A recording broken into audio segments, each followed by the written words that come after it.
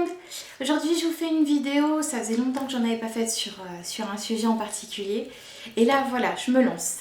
Alors je vous fais cette vidéo parce que je suis en train de voir des choses différemment. Je prends du recul sur ce que je pouvais avoir comme croyance avant, quand j'étais plus jeune même, et ce que je peux ressentir aujourd'hui. Alors déjà c'est parti d'une lecture, alors j'ai pas terminé le livre mais je vais quand même vous le présenter. Ça s'appelle Une plume pour deux âmes et c'est de Christine André, donc je vous le montre. Je sais pas si vous allez bien voir, voilà. Et en fait donc c'est un livre où elle fait des écrits avec son papa et je trouve ça très enrichissant. Alors il y a des choses, voilà, on n'a pas la même conscience, donc il y a des choses qui vibrent ou qui vibrent pas. Et puis à un moment donné, son papa lui parlait du fait que quand on revit un souvenir, c'est-à-dire quand on va repenser à quelque chose qui s'est passé, par exemple un accident de voiture ou un suicide ou autre, quelque chose d'assez fort en émotion, du coup quand on y pense, le défunt va revivre cette situation. Et là, ça m'a fait tilt et je me suis dit, bah, du coup, je comprends mieux pourquoi certains défunts ne veulent pas parler de leur décès. Enfin, même si j'en avais déjà conscience, mais là, ça m'a fait encore plus un choc. Et du coup, voilà, et je trouve qu'il l'explique très très bien. Elle le réécrit très très bien dans son livre. Et du coup, voilà, ça m'a fait penser au fait que quand on fait des commémorations, par exemple, pour les guerres qui se sont passées ou pour autre chose, mais comme là, il n'y a pas très longtemps, mon bâtiment en fait donne juste devant un monument.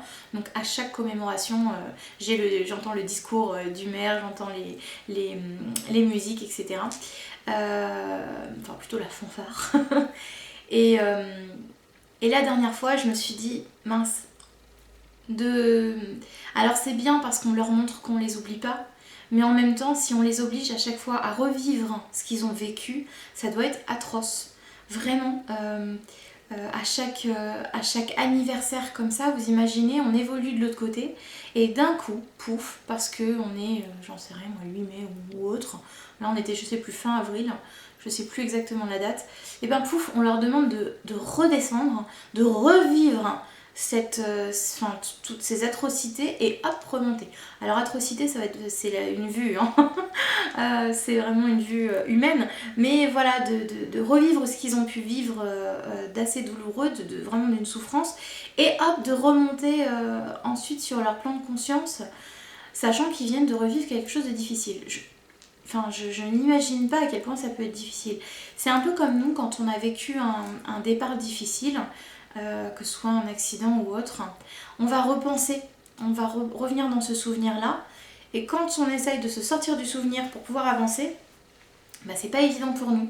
Parce qu'on a les émotions qui sont revenues, qui sont remontées à la surface. Et pour ça, pour pouvoir avancer, il faut s'en détacher. Et ça, c'est pas simple. Donc, de l'autre côté, je suppose que c'est exactement pareil. C'est pareil pour ma petite chienne, à chaque fois je repensais tout le temps à son départ, et là en lisant ça et en prenant un peu de recul, je me suis dit waouh, je veux pas lui faire subir ça, donc il est hors de question que je me replonge encore et encore et encore dans ce moment qui finalement est une grande souffrance pour moi, peut-être une libération pour elle aussi, mais voilà, ce moment qui a été difficile pour l'une comme pour l'autre, donc je ne veux plus penser à ça et je préfère penser à ce qu'elle fait aujourd'hui, et voilà. Je ne dis pas qu'il faut oublier, parce que c'est absolument pas ça, et de toute façon c'est impossible d'oublier, mais par contre c'est voilà, d'éviter de replonger dans le souvenir douloureux.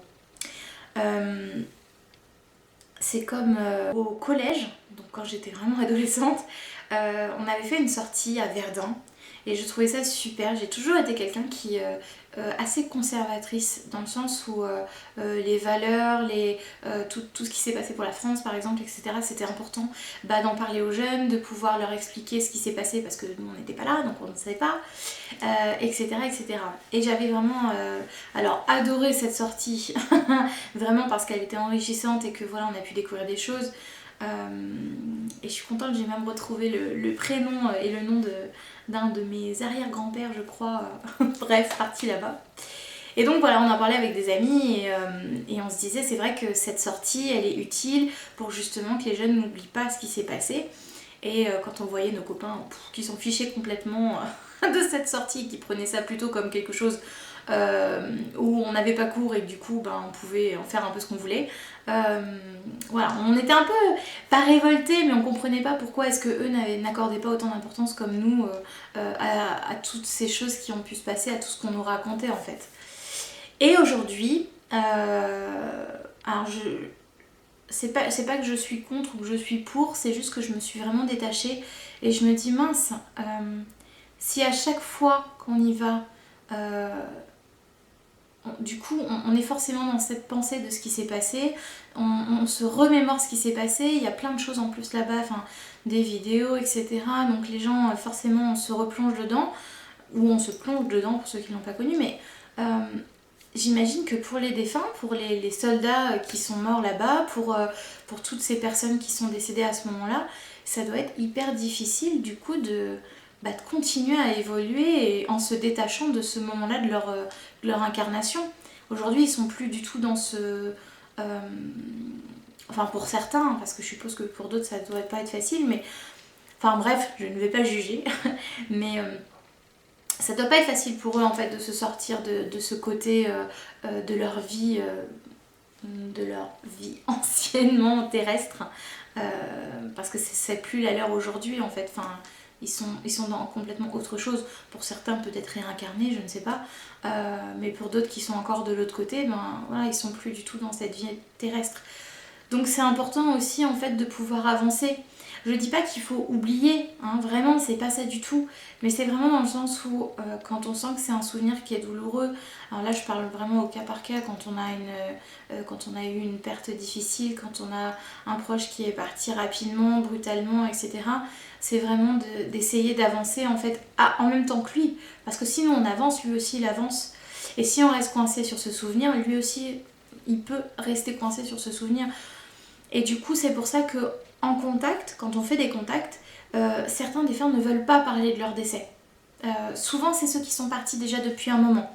Oui mais du coup je comprends mieux, ils n'ont pas envie en fait de revenir dans des émotions basses, dans des émotions qui étaient vraiment difficiles pour eux à gérer aussi. Alors pour nous aussi, hein, mais là je parle vraiment du défunt. Et du coup, il faut respecter ça. Le fait que s'il n'a pas envie d'en parler, on respecte et puis on parle d'autre chose. On parle de ce qu'il fait aujourd'hui, de ce qui se passe pour lui, etc. Mais voilà, du coup je comprends effectivement mieux pourquoi parfois ça peut être difficile. Voilà, je voulais juste vous partager ma vue du moment. Peut-être que je changerai d'avis dans quelques années, j'aurai une autre vue encore. Mais là, voilà, c'est ma pensée du moment. C'est vraiment ce côté où, par respect pour eux, ça va être vraiment... Et respect aussi pour nous, parce que quand on est dans des émotions basses, c'est difficile après de remonter. Et du coup, voilà, vraiment, c'est de leur dire merci, mais de ne pas replonger tout le temps dans ce souvenir-là qui peut être difficile pour eux.